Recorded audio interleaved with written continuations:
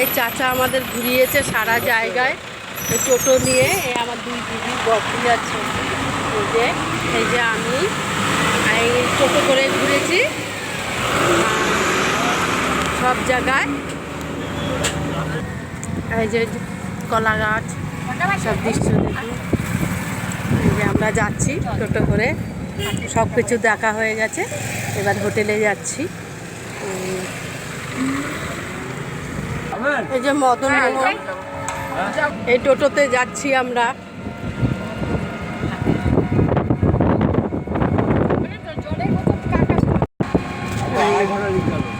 দেড় ঘন্টায় ঘোরা হলো। কি হয়েছে, আমরা বাড়ি গিয়ে তোমার নাম করবো গো দাদু। হ্যাঁ